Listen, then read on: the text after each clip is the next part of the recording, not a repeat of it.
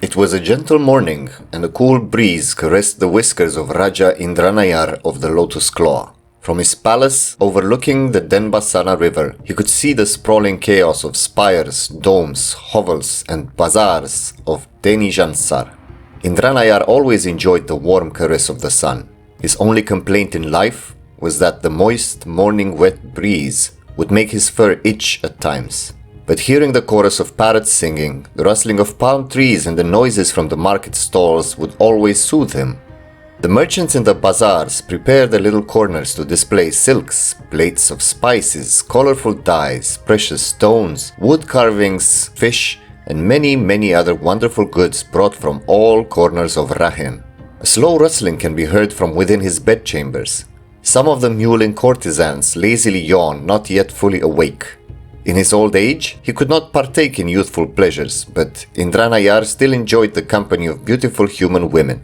He enjoyed their happy giggling and playfulness and loved showering them with shining gifts. 84 years of easy, pleasurable living, and in his enthusiastic kindness, he wanted everyone around him to share in his peace and relaxation. The stress and worry of running an empire is delegated to the many ministries and their bureaucracy. So many devoted souls, a legion of administrators, made sure that Indranayar could keep to his chambers and enjoy life as a Raja should. From the palace balcony, it seemed like there is nothing else in life but pleasure and relaxation. The palace slaves made sure that the incense burners were always topped up, and they would play their sitars and tablas whenever it was necessary to drown out some of the more unpleasant sounds from the city.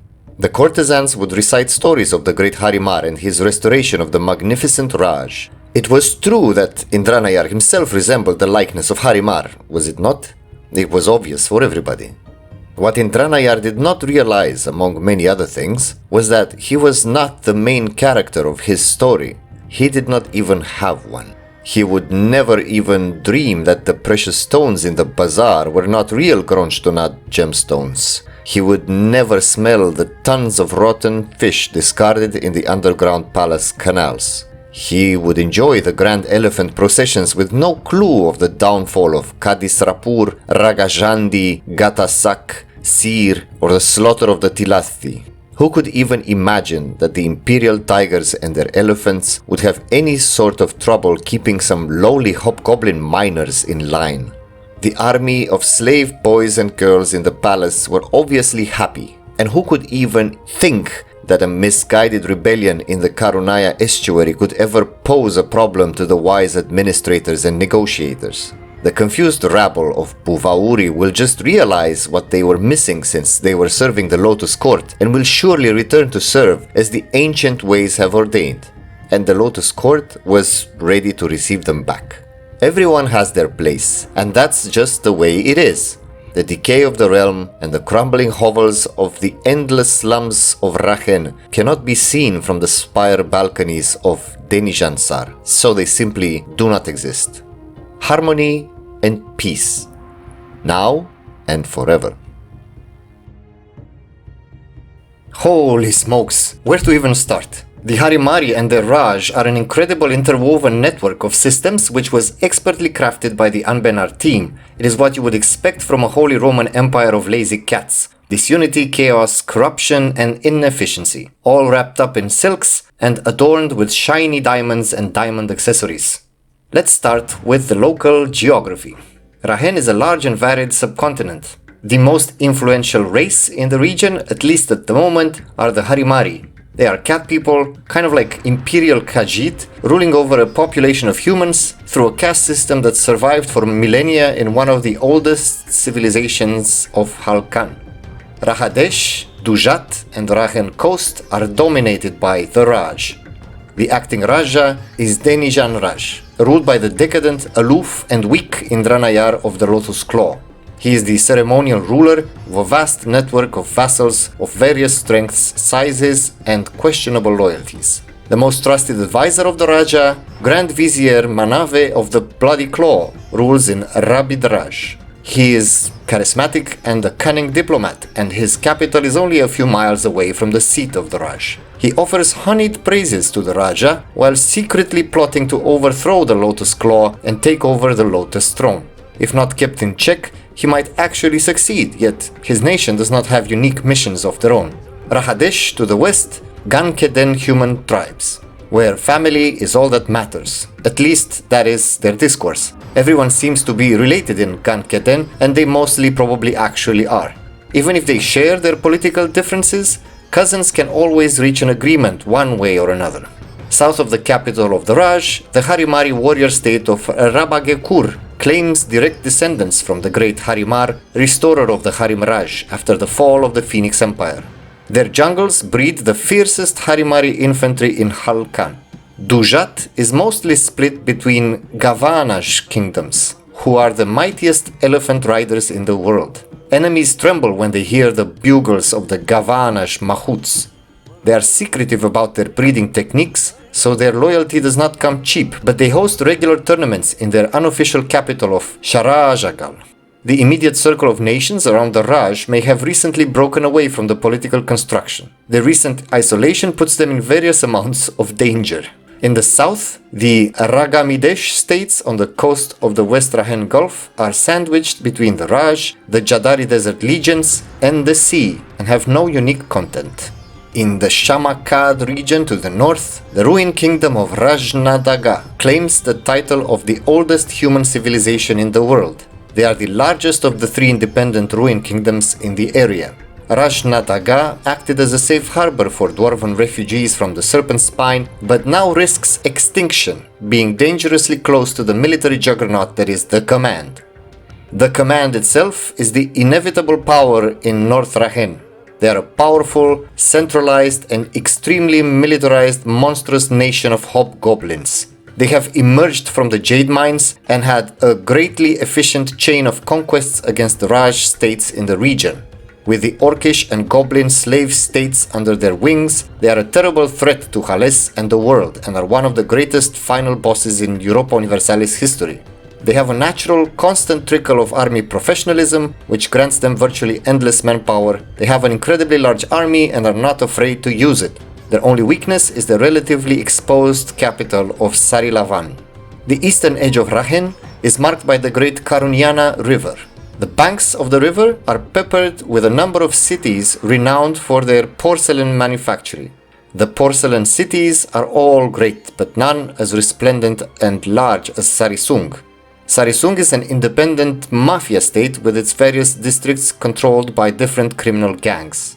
Where the Karunyana meets the Rahen Gulf and in the surrounding jungles, Buvauri is a refuge for all the slaves who escaped the Raj and their oppressive caste system. Buvauri are a historical rival of the Raj due to their journey from subjugation to rebellion and finally independence. They are a regional economic and military power with a unique government, but sadly no missions of their own just yet. Between all regions, cultures and races, there is a plethora of formables, and I cannot pretend that I am fully aware of them all, their unique mechanics or their national mythos, but there are a lot of them. In the next few clips, we will focus on Dhenijanraj and the Harimraj formable. One unifying factor in Rahen is the high philosophy religion. The feline Harimari and the Raheni humans adhere to this faith. Followers of the high philosophy strive to live life as intended by the high gods, interpreting the reliefs found on the ancient temples scattered throughout Haless. However, different philosophers had different impressions of what the reliefs meant, and so different schools of thought arose. While varying in many aspects, most schools accept some sort of caste system, which has been a part of Raheni society since ancient times. As a baseline set of bonuses, it offers a 20% stability cost discount and 10% reform progress growth bonus, while being slightly more difficult to remove through conversion. It shares the religious school mechanic with the vanilla Islam religion. Each high philosophy nation follows a specific school which cannot be changed, but for a cost of 50 administrative power points, an additional one may be invited for an extra bonus. Each school has an origin province, which acts like a minor religious center. If a nation controls the province of origin of their main school, they also receive an extra national bonus. For a Golden Palace nation, for example, owning the Sardiphadim province will also grant an additional 10% extra tax income bonus, and so on. Inviting a scholar requires personally owning the origin of the school or having great relations with countries following said school. If all nations following a certain school disappear, then scholars from them may not be invited anymore, even if controlling the origin province, so keep that in mind. All of the bonuses are quite strong in different situations, so switching from one to the other does make sense. Sometimes you might need the Starry Eye for more idea cost reduction, sometimes the Radiant Sun for more development cost reduction or manpower, sometimes you want the Ascendant Soul for more administrative power points after large conquests, or the Golden Palace for the unrest reduction. Sometimes you need the Unbroken Claw to fight a difficult set of wars, or might just consult the Silk Turbans for those sweet trade buckets of ducats. Very cool. This takes us to the caste system of Rahen, the other unifying factor in the region. This ancient societal structure is represented by 3 estates: the upper castes, which replace the nobles, the middle castes, which replace the burghers, and the lower castes, which replace the clergy. Certain races belong in certain castes, depending on each nation and their starting setup. In the Harimari states, for example, the Harimari themselves are being part of the upper castes, acting as rulers, administrators, and warriors, while humans are present in the middle castes as artisans, merchants, or traders, and in the lower castes as farmers, laborers, and service providers, among others. So, each race present in a certain caste will grant a specific bonus. To take upper castes, for example, if Harimari are present, then there will be a monthly autonomy reduction bonus, while humans offer technology cost discounts. This can all be seen in the caste organization privileges for each of the estates. 2 races may share presence in a caste, but then their inherent bonuses are halved. The races present in each of the castes are mostly unchangeable, with a few exceptions. The castes also have a fluidity system, where certain nations value the rigid structures more than others. The caste fluidity can be observed in the upper caste's organization privilege, together with a passive bonus associated with it. A rigid system will grant a stability cost discount, while a fluid system will grant a cheaper institution embracement cost, with a neutral system granting both bonuses. Fluidity may be affected over time through decisions taken in various related events.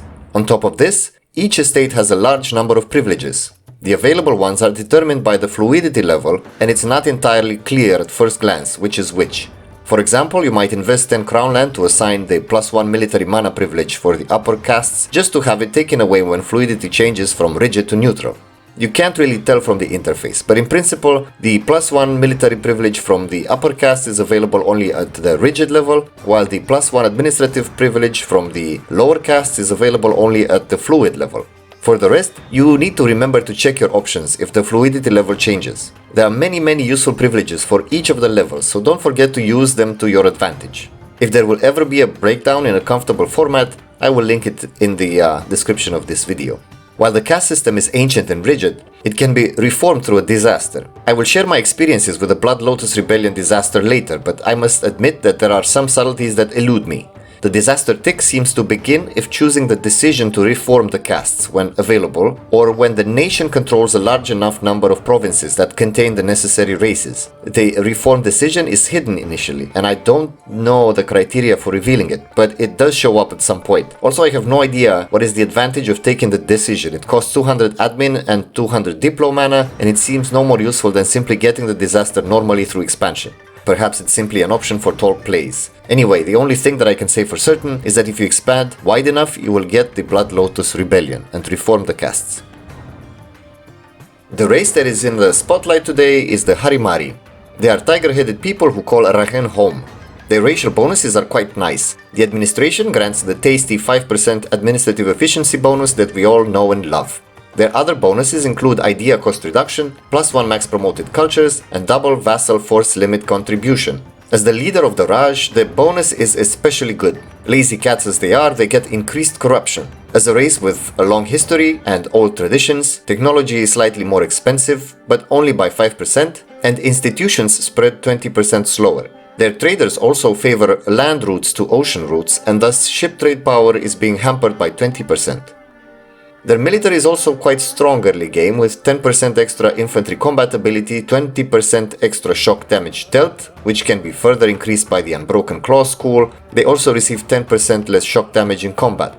They favor seeking battles with enemy armies through 50% more prestige and army tradition gained from battles, and are 10% faster than regular armies, allowing them to pick fights that are advantageous. They are hurt by a severely reduced supply limit, which can cause manpower issues, and they deal 20% less fire damage, which can be really felt in the late game. There is a real option to change to human military late game when fire damage is more important, but even so, human Halessi units have fewer pips than the Harimari. I believe there is a Gomo branch office in Haless that grants 10% extra fire damage to compensate, but I can't for the life of me find it. But there is a branch of Chai Kam Sin in Bomdan that does offer 10% extra artillery combat ability. I chose to stick with the Tiger military until the end, but if you end up facing a united Yanshen, especially under Bian Fang, prepare to get your fur kicked. Harimari population is not very exciting. The primary population grants 10% extra tax income, minus 20% state maintenance, and plus 1 attrition for enemies, so you would rather have Harimari provinces fully stated to get anything useful out of them. There is also a fun random event where a Harimari ruler may decide to take a tiger wife, as seen here, an actual 000 tiger. Raja Ujadar first of the Lotus Claw decided to take a tiger wife, an actual tiger. Queen Grar did not live enough to rule or spawn tiger children, but I find it hilarious that Harimari are not allowed to marry humans, but can have tiger consorts. Cats are weird. Alright, we are finally here. It's time to talk about the non-Indian kitty HRE nightmare that is the Raj. I personally love this so much. I find that what they did with it was amazing. It's intimidating and maybe overwhelming at first glance, but I'll try to explain it. Unfortunately, opening the Raj screen is done through the Decisions tab. I feel like we should request a special interface from Paradox for this that is easily accessible at the bottom of the screen like the HRE one, but anyway. The empire is run by the Raja, who in 1444 is Dhenijanraj, the nation I have chosen for this campaign. The equivalent of imperial authority in the HRE is the Raj cohesion variable. It affects many aspects of the empire, but I will address that later. First of all, the Raja rules over a large number of subjects, with two types being specific to the Raj structure, the Prahbia and the Senaptia. None of these take up diplomatic slots by default, so the Raja may theoretically have an unlimited number of subjects. They do not count the other subjects for relative strength, but in exchange they all have 10% baseline extra liberty desire. The Prahbia are the standard subject nation type. They are largely independent and provide income and force limit to the emperor as a normal vassal would. Their main difference from a normal vassal is that they do not participate in wars declared by the Raja. They just mind their own business. The Senaptia are the military subject type. They are limited in number and they do not offer any income to the Raja, being similar to marches in function and in subject interactions. They do however join the Raja's wars, unlike the Prahbia, so in principle, you want the strongest subjects to be promoted to Senaptia. Another detail about the Senaptia is that they can be annexed regardless of their opinion of the Raja, which can be very useful. One more thing about the Senaptia is that at the start of the game, only Harimari administrations are allowed to be promoted to Senaptia. In order to allow anybody to be promoted, then the open Senaptia ranks decision must be selected. This costs stability, diplomatic mana, and will upset Harimari subjects for a short while, but then the Raja is able to promote anyone, thus having the option to use non-Harimari nations to guard the flank of the empire as it expands. Every subject may potentially ally with other subjects or attack them if Raj cohesion allows for it. Each of them may ask for mandates from the emperor. Each mandate guarantees different rights, like the right to remain a certain type of subject, the right for stronger trade power, the right to attack nations outside the Raj, the right to not be annexed, or to be protected from attack by other subjects. The Raja may accept increasing Raj cohesion for the cost of admin power or reject, which will increase the liberty desire of the subject who requested the mandate. From a Raja's perspective, you will have more than 40 subjects requesting all sorts of things. Accepting everything is a bad idea, so each request must be weighed, and this may be overwhelming at times. Thankfully, there are automation options for answering mandate requests, but they might not be the best idea, especially at the start of the game. Special title may be granted in the Raj. This is the Grand Vizier title. Any subject may be declared Grand Vizier, and the starting one is the Prahbia of Rabidaraj. A Vizier, as the main advisor to the Emperor, will grant bonuses to Raj cohesion based on their ruler stats. Other than that, they may declare their own wars without restrictions regardless of cohesion. They also gather Vizier sway over time. The more development and the better the ruler stats are, the more sway they gather. Reaching 100% sway will enable a Vizier to simply usurp the title of Raja peacefully through decision, which is quite dangerous for the Emperor. They also have some tools in the Raj menu to increase sway and reach the 100% mark faster.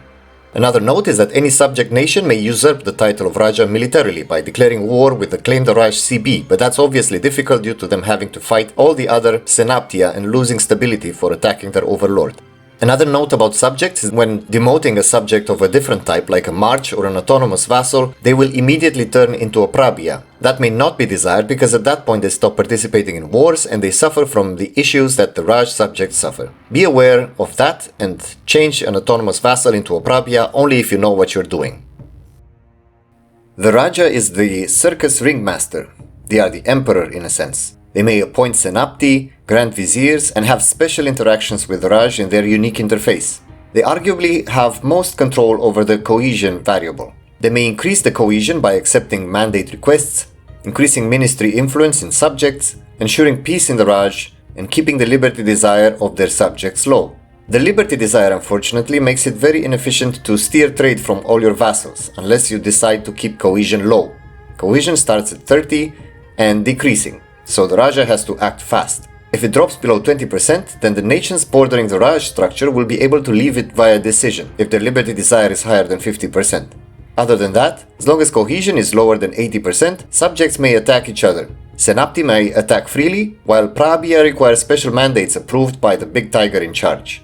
At 80% cohesion, internal wars will stop and the Raja gains the abilities to declare war on neighboring countries, to add them to the Raj by force, and also to annex his own subjects. Annexing subjects will result in a decreased cohesion depending on their development, so then the internal wars may start again and the cycle continues. Also, the higher cohesion, the more liberty desire the subjects have, up to 15%. Subjects may actively hamper cohesion, so the Raja must keep checking up on it on a regular basis. The Manage Ministries menu allows them to affect the empire as a whole in various ways. Three major decisions are increased ministerial controls, which decreases liberty desire in all subjects for the cost of 1 admin mana per turn for 10 years. This one is necessary to keep cohesion from plummeting. The demand introspection disallows internal wars for 3 years for the cost of diplomatic power for 10 years. I did not find a real use for this decision. In theory, one would prefer the subjects to attack each other and eat each other over time, but there might be fringe cases where you would want to enforce peace. There is an extra trickle of cohesion from realm peace after all. The third major choice is pursue aggressive policies. This one is available only at high cohesion and costs military mana. This greatly increases spy network construction and grants a minus 15% province war score cost to the Raja, excellent in expansion wars against large nations like the Command. On top of that, the Senaptia receives some military bonuses for 10 years, allowing them to hit harder. There are two ways to actively increase cohesion. One is ministerial census, which is costly in mana points, but if you have the admin and diplomatic mana to spare, it's a good way to increase it. The other is the crackdown on decadence option, which is only available at cohesion lower than 30. This is an emergency button if the variable drops dangerously close to 20 and will increase liberty desire in all subjects, so it should be used carefully. A Raja may also choose to sacrifice cohesion for some benefits, if it is above 60. One option is to decrease Vizier's sway by a bit every 10 years, in case it risks growing too high. The other more beneficial one is the enact new tax policies, which grants some diplomatic mana and a large income from vassals bonus. The tax policies should be pretty much used on cooldown. The final cool option is to pay ministers to tutor an heir that is younger than 15. Tutoring heirs will increase their stats after 3 years, so this can potentially be done multiple times for heir and is totally worth it if possible. Last but not least, every nation in the Raj has an extra estate, the infamous ministries. The Raja's ministries in particular are special and have a few extra privileges. Their baseline modifiers affect state maintenance cost, income from vassals, and development cost. The Raja cares for his own ministries to have a manageable amount of influence, while wanting to increase the ministry influence in their subjects through decisions and interactions.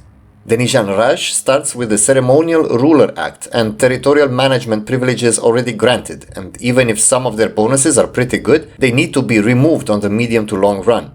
Adding the ministerial tithes privilege in combination with delegation of territorial management will increase income by a huge amount and decrease construction cost by 30%.